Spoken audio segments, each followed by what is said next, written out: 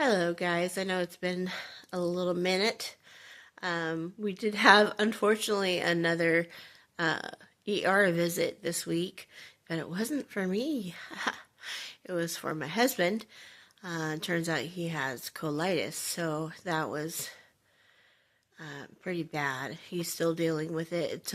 He said the doctor said it takes about a week for him to feel better, but he went to work anyway today, so please keep him in your prayers and in your thoughts. So, last time I got real emotional towards the end, talking about Gavin and his departure. Um, Today, I wanted to kind of go over, I guess, the days after and my journey back into the workplace. That was really good, but also really hurtful sometimes. So, without further ado, I will go ahead and start. So, first thing I wanted to talk about was the funeral. I I went with my mom and my sister-in-law to pick out a casket for Gavin, and that was hard. All of it is hard.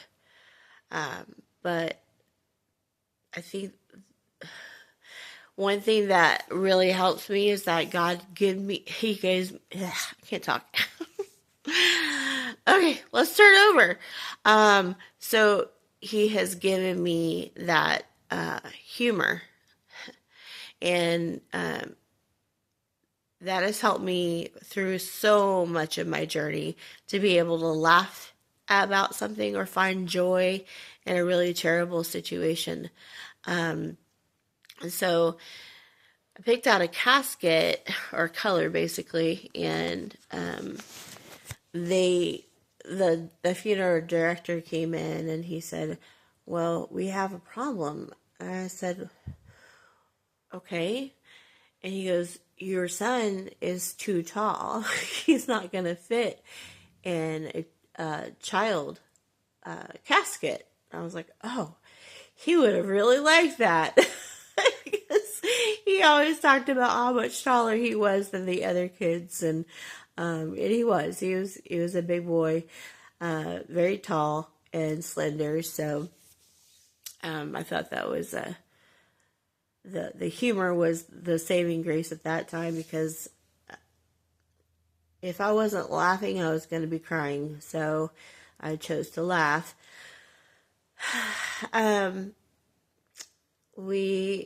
I got ready for the funeral that day, and had bought a special dress, black, and some shoes, and I got some angel wings, little angels to wear here, and then I got like a little gold chain. That's it. And so I had been asked if I wanted someone else to give the eulogy, or if I wanted to do it myself. So I sat down and wrote for, the couple days before, his eulogy, and I was going to deliver it. And so I had it like typed up also, so people could read it on a little card, a big card, but it has his picture and the dates and all that kind of stuff. But then it had my eulogy also written on it, and so that was handed out to everybody. And so it came time for me to go up to the front and share. I had my brother come up just to stand beside me as some comfort. But the interesting thing is that I had a sense of joy and peace that I have never experienced before, and especially in that type of situation, the most devastating thing in my whole life was occurring, and I found joy in Him and in Jesus Christ. He was my holy bubble wrap, and I just couldn't explain it. I to this day, other than saying, yeah, it was Him. It had nothing to do with anything else. I had friends and family come from out of state, and they were just like, you're handling this so well. But I mean, I was sadder than any time in my life, but I had the joy the joy of the Lord just was exuded. And so I gave the eulogy, and I was about halfway through when I started to get emotional. Just was kind of unable to speak at that point, and my brother ended up reading the rest of it for me. So I just can't get over the amount of grace that was given to me that day. And I was a single mom, so I didn't have a husband to lean on or a boyfriend or anything. So God was there for me. And in the Bible, it says that He will stick closer to the brokenhearted. And that's exactly what He did. And He still does. Because I still have problems. I still think about it every single day. And I mean, not that these pictures make me think about it, but obviously I'm going to think about it either way. But this is what I have here on my wall right by my TV. And this is going to look backwards, but it says, in loving memory of Gavin, November 18, 2010 to December 31, 2015. My friend Angie had this made for me. She was a co-worker, but just a terrific friend. And so she asked me everything that he loved. And OSU was where he was at the Coaches versus Cancer special spectator with Mason Rudolph. And then his favorite Paw Patrol was Marshall. And we got a Minion, and his favorite Ninja Turtle is Leonardo. So she had that made for me, and I love it. So it's up here, and I can remember and cherish things. I just love all my memories that God has provided for me. And then I've got a picture of Gavin and Logan, and then these little pictures of baby Gavin. So when I am watching TV, I'm also glancing over at his picture, and I'm reminded of him all the time, and I love him. That's never going to change. And any discussion of him, I love to hear his name. I love to speak his name. And I love watching his videos. He has some really funny videos that I put on my other channel, and sweet ones too. So if you want to go over there, you can look at the videos of him telling stories and doing all the good stuff. So, and then I've got my other kids on there as well. It's called Passionate Joy, if you want to go check that one out. And you'll see a lot of the humor that I was talking about that God gave me, because I've been so overwhelmed with trials in my life that I'm like, okay, let's laugh. Laughing's good. So, on to the next part. So, just after 2 weeks, I decided to go back to work in the apartments. I was the assistant manager at the apartments that I lived at, and that's also where I met my future husband, which is my current husband. So, yeah, good times. Anyway, most people were very, you know, gracious and gave condolences and things like that to me. But there were those moments where I would just break down. I had to go excuse myself and go to the bathroom. I would break down because, well, that's just what you do, right? So there was one employee there, a man, that he was a father himself, but I guess he just doesn't know what compassion is.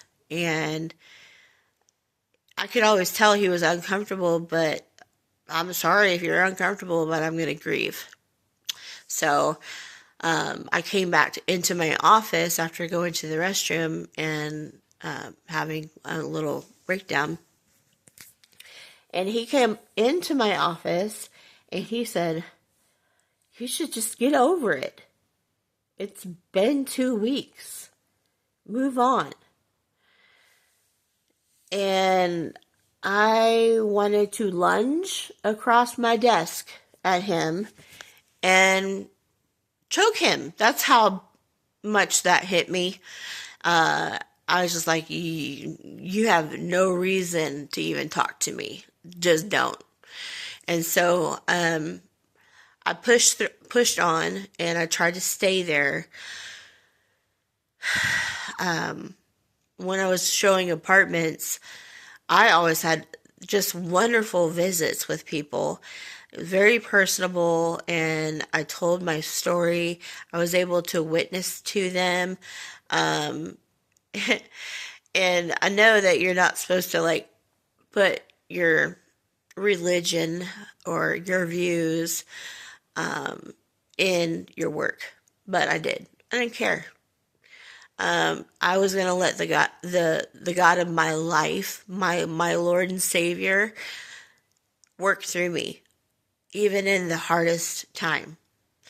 And that brought me joy. And I was like, this is a good thing. I need to keep sharing. I need to keep talking about Gavin. I need to keep talking about my life that the Lord has seen me through, pulled me, literally yanked me out of some situations too.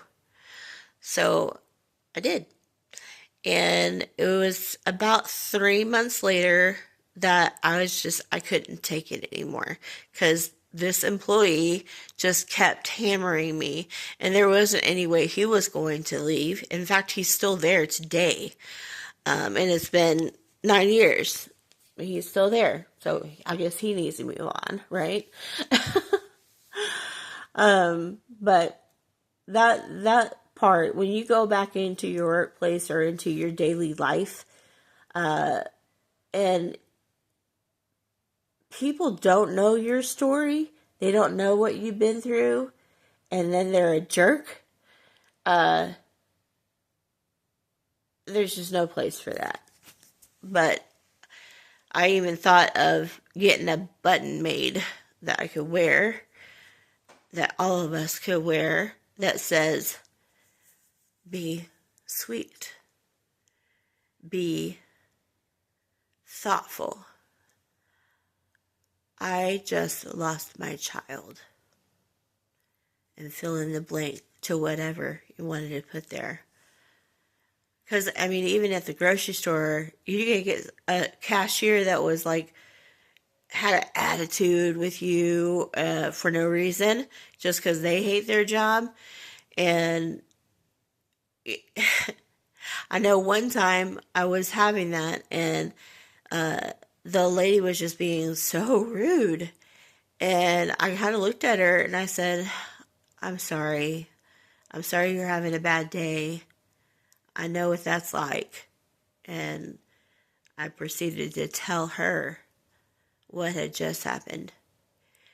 Her whole face, her whole countenance changed, and she was sweet. And she said, thank you so much for sharing that with me. And from that point on, when I saw her, she was just very gentle and kind to me. So I just want to give everybody some encouragement that I've been through that too, and it sucks. People just could never understand. Even the people that have said, oh, well, I know what loss is. I lost my dog, or my cat died. Well, I'm sorry, but that's not the same thing. Did you give birth to the dog? Did you give birth to the cat? I don't think so. And if you did, something's wrong with you. Maybe you're a furry or something. I don't know. Yeah, I can be rude too. But trying to be sweet. That's what my grandma said to me on her deathbed. Angela, someday that man's going to come along, and all you need to remember is to be sweet. So, thanks. I'm trying.